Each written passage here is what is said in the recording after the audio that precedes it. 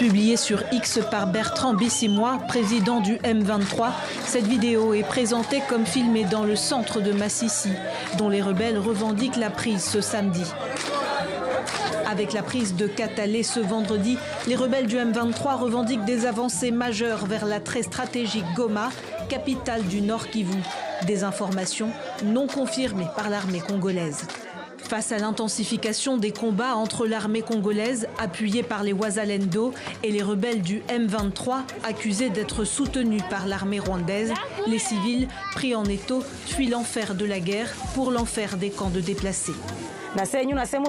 Quand on part chercher du bois de chauffe, on se fait violer ou kidnapper.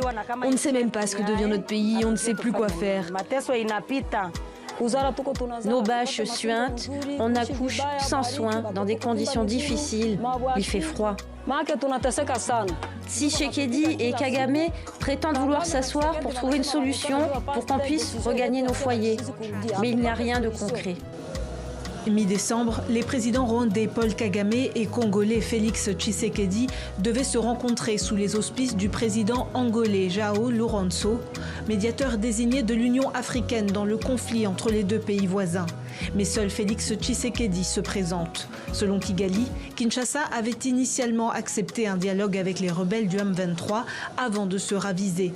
Kigali évoque l'intransigeance de la RDC et questionne la pertinence de cette rencontre. En attendant, la situation humanitaire se dégrade. Sur place, l'ONG Dynamique Génération Consciente lance un appel d'urgence à la communauté internationale. Nous appelons d'urgence à une assistance d'urgence de la communauté internationale, du gouvernement congolais pour assister d'abord ces Congolais qui n'ont pas ni nourriture, ni abri, ni l'eau, ni médicaments et qui se retrouvent totalement abandonnés. Face à l'urgence, les autorités locales ont réaffirmé leur détermination à restaurer la paix, tout en pointant la responsabilité du Rwanda.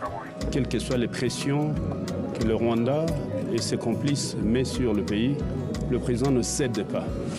Selon l'ONU, depuis le 2 décembre, au moins 100 000 déplacés ont fui les combats.